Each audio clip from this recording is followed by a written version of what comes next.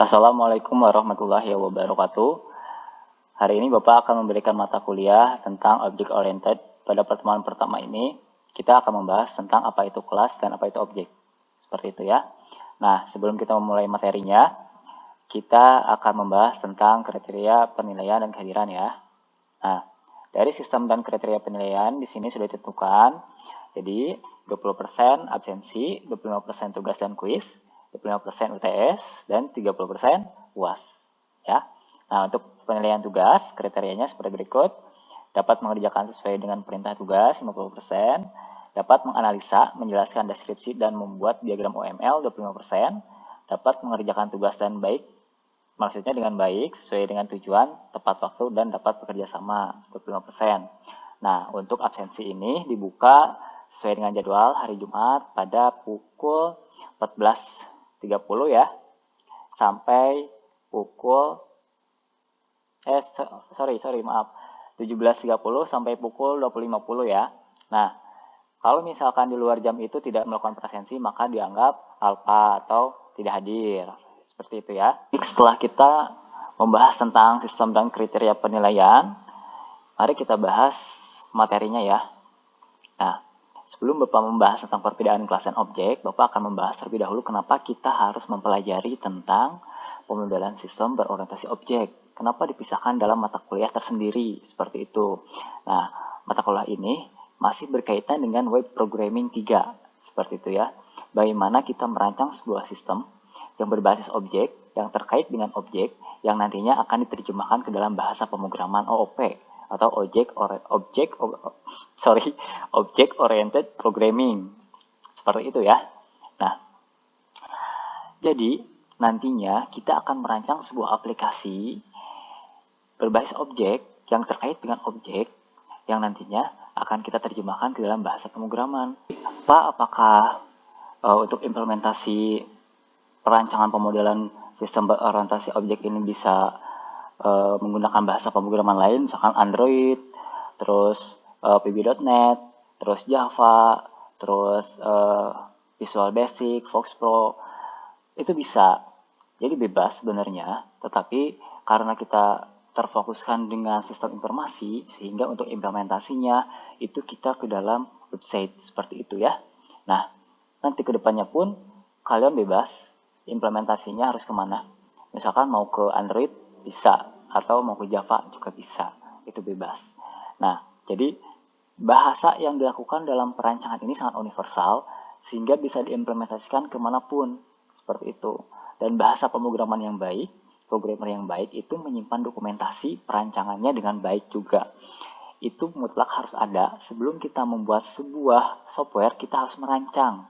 Makanya ini diperlukan, perancangan ini diperlukan, sehingga nanti di dunia kerja, pas ketika kita bergelut dengan software gitu ya, itu kita harus bisa menerjemahkan dari perancangan ini gitu ya, dari perancangan yang kita buat, yaitu berdasarkan dari pemodelan sistem berorientasi objek. Tapi jangan kebalik. Kalau misalkan perancangannya ternyata kita objek, tetapi programnya terstruktur, itu nantinya jadi masalah juga, karena tidak sesuai, dan maksudnya tidak sesuai dengan perancangannya, seperti itu. Karena berbeda antara bahasa pemrograman terstruktur dan berbasis objek itu berbeda, sangat berbeda, seperti itu. Sebenarnya di semester 3 ini teman-teman sendiri juga ada mata kuliah teknik pemrograman kan ya. Nah, di sana juga dibahas sedikit tentang metode terstruktur, bagaimana cara merancang aplikasi terstruktur, dan bagaimana cara merancang bahasa pemrograman berorientasi objek. Di sana dibahas menggunakan dua bahasan sekaligus, seperti itu. Tapi tidak terlalu terfokus seperti itu, seperti pada mata kuliah ini. Terus, Pak, untuk melakukan perancangan itu bagaimana caranya? Nah, pertama, kita harus mengetahui dulu semantik atau bentuk-bentuk dari simbol dari pemodelan sistem berorientasi objek tersebut. Nah, terus setelah itu kita harus menginstalkan sebuah tools atau alat bantu untuk memberikan gambaran sebuah sistem yang akan kita rancang. Seperti itu. Kenapa perancangan sistem itu sangat penting di dunia pemrograman? Karena seperti ini, jika kita memiliki sebuah perusahaan pengembang software gitu ya, kita itu memiliki perusahaan tersebut, maka kita harus ada yang namanya divisi analis sistem, yaitu yang mencakup dari perancangan. Gitu.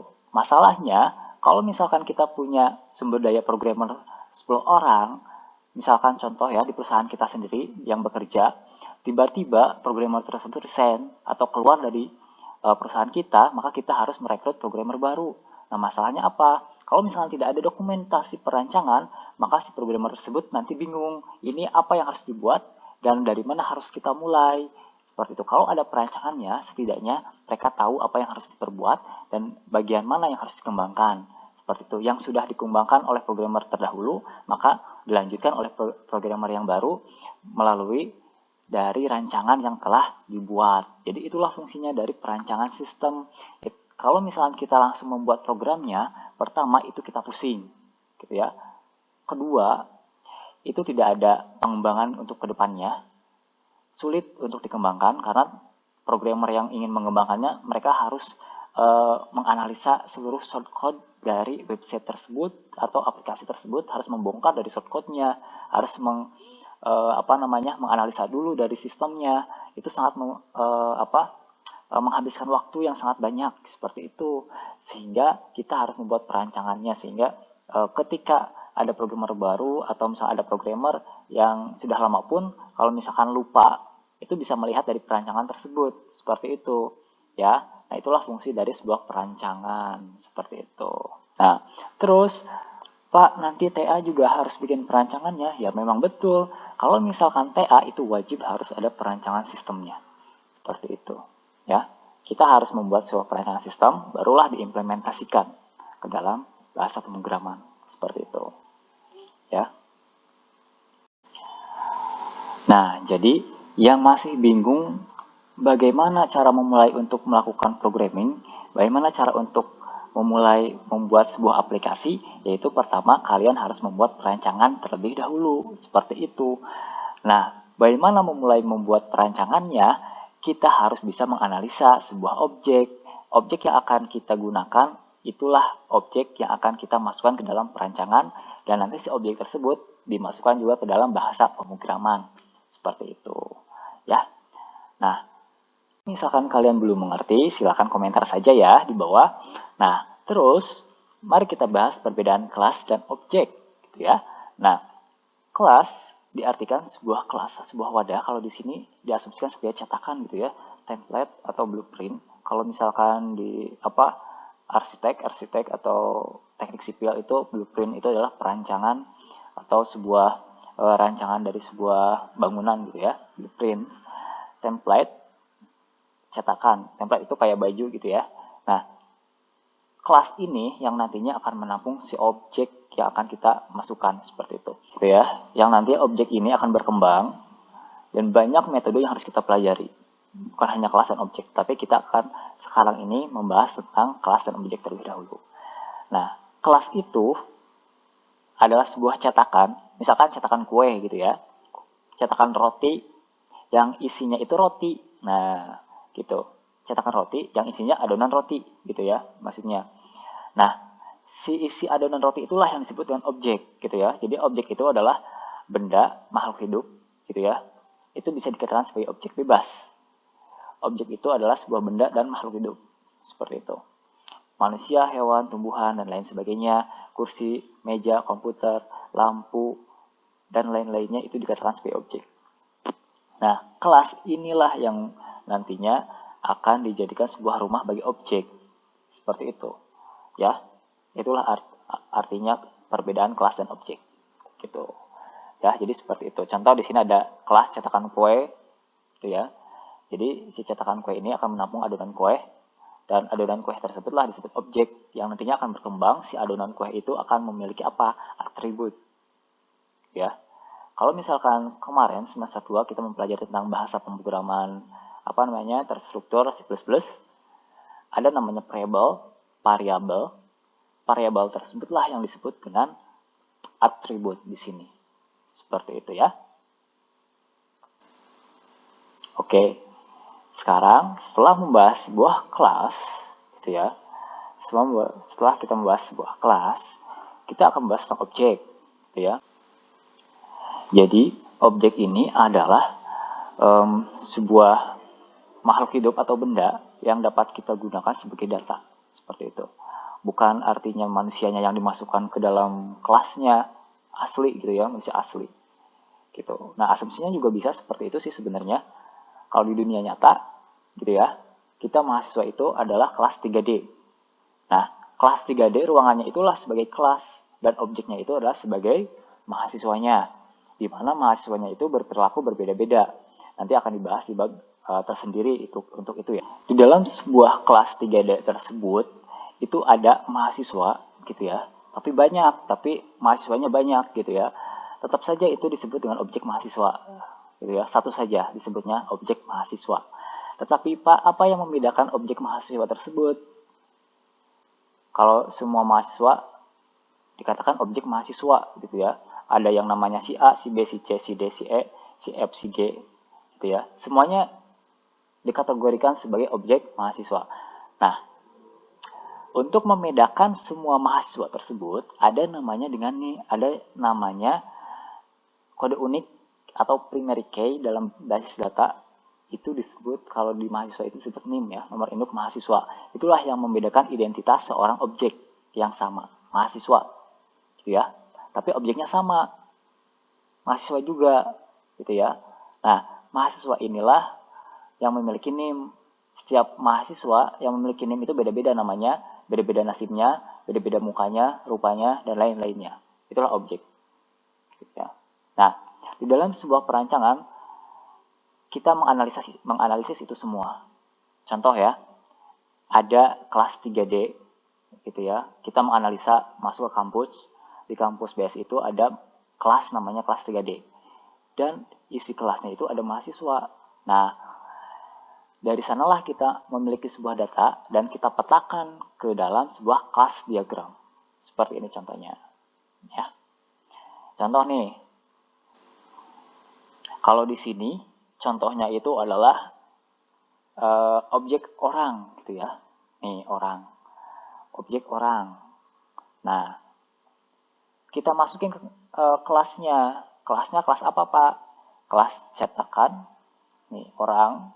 Di mana orang tersebut memiliki atribut, gitu ya, atau variabel nama, umur. Tipe datanya string untuk nama dan umur integer. Terus ada yang namanya behavior, perilaku suatu objek ya, yang saling berbeda, gitu ya. Di mana setiap orang itu bisa berjalan, bisa berlari, gitu ya. Bisa berjalan, bisa berlari, gitu. Jadi behavior ini berkaitan dengan operasi, gitu. Berkaitan dengan operasi, behavior. Nah, baik, sekarang kita akan membahas tentang atribut dan behavior ya, di dalam sebuah objek. Nah, setiap orang atau setiap objek mahasiswa itu memiliki sebuah atribut, gitu ya, yang sudah Bapak sebutkan tadi. Atribut pada mahasiswa itu adalah nik, nama, tanggal lahir, nilai, itu atributnya. Dan masih banyak sebenarnya, tapi Bapak contohkan 4 itu aja, gitu ya. Di mana setiap atribut itu melekat pada objek. Setiap objek pasti wajib harus memiliki atribut. Yang tidak memiliki atribut siapa? Hantu, gitu ya. Nah, jadi atribut itulah yang nantinya akan kita gunakan juga. Nah, behavior gitu ya, perilaku suatu objek yang dinyatakan dalam operation, metode atau fungsi. Jadi tindak tanduk dari seorang objek itu dikatakan behavior.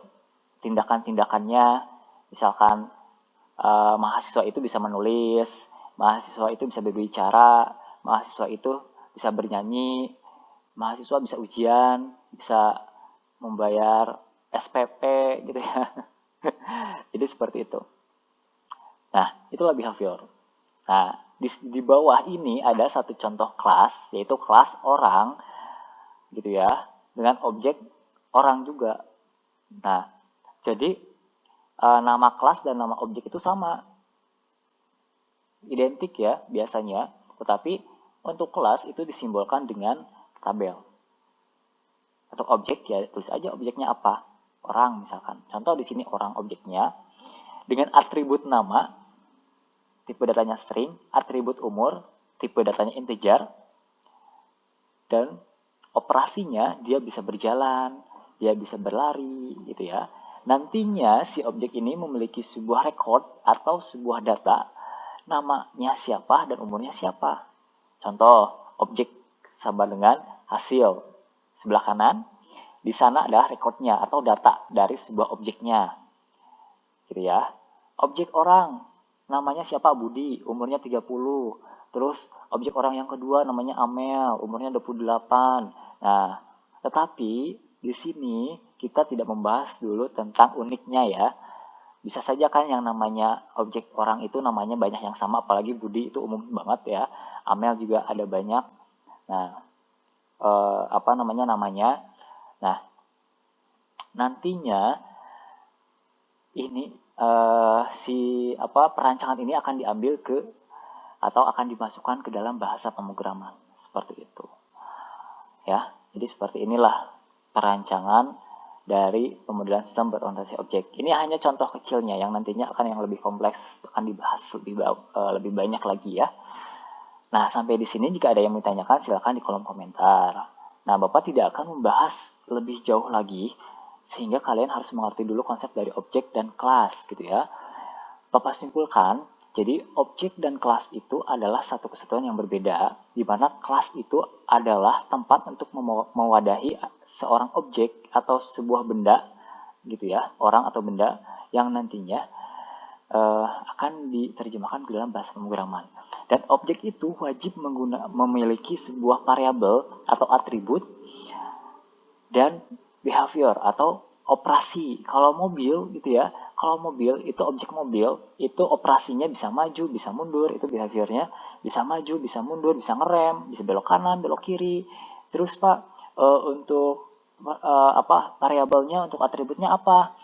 Mobil banyak, ban, nama mobil, warna mobil, plat nomor mobil, gitu ya, plat nomor mobil. Terus apalagi tahun pembuatan, nomor rangka, itu adalah variabelnya. Seperti itu. Yang nantinya itu nanti dimasukkan ke dalam sebuah perancangan seperti ini, kelas cetakan. Seperti itu. Nah, ini contoh yang kedua gitu ya. Ini contoh yang kedua, yaitu contoh kelas mata kuliah. Gitu. Objeknya apa? Mata kuliah juga, karena ini sedikit identik gitu ya. Nama kelas dan nama objek itu biasanya sama, disamakan. Yang membedakannya apa? Mungkin bisa jawab ya, tanpa perlu Bapak sebutkan gitu ya. Oke, pintar. Nah, gitu dong. Nah, sekarang di sini ada mata kuliah sebagai kelas gitu ya. Kelasnya, tempatnya dinamain mata kuliah gitu ya. Yang nantinya isinya itu adalah, objeknya itu adalah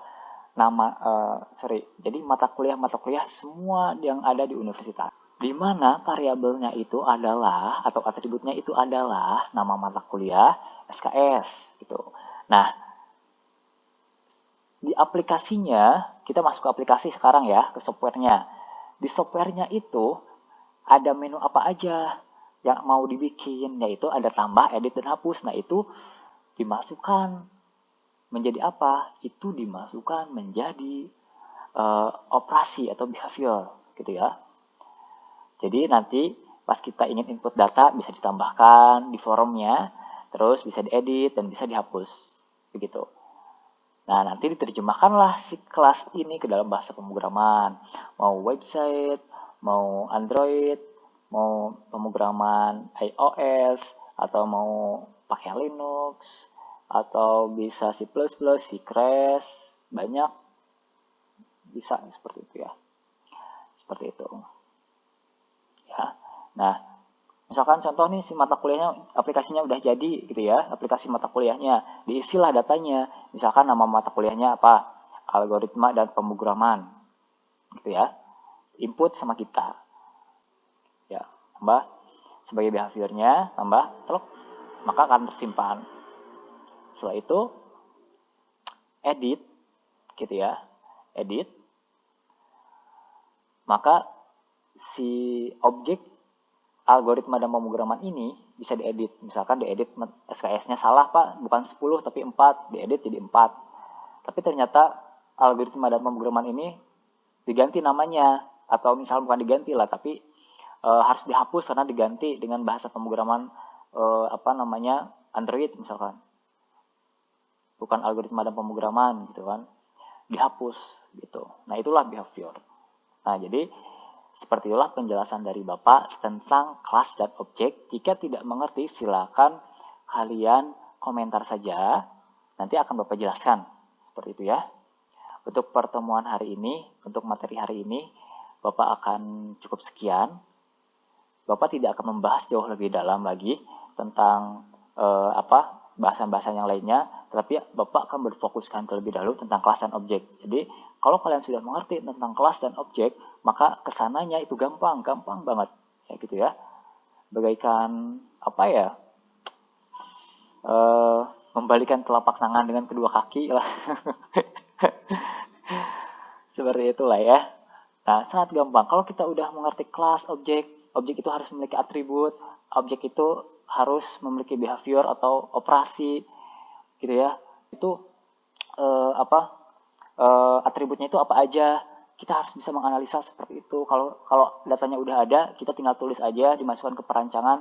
Tapi kalau belum ada, kita harus menganalisanya. Seperti itu. Jangan sampai kita itu suatu saat kamu itu mahasiswa mana, BSI, wah bahasa BSI, tolong dong ini analisa kira-kira ini objek variabelnya apa ya, atributnya apa ya, aduh apa ya, nggak tahu, waduh, jangan sampai seperti itu ya. Jadi jangan sampai memalukan alma mater kita harus mengerti tentang materi teori-teori ini, seperti itu. Oke, karena dari tadi Bapak mau selesai tapi nggak selesai, untuk materi ini Bapak akhiri ya. Assalamualaikum warahmatullahi wabarakatuh.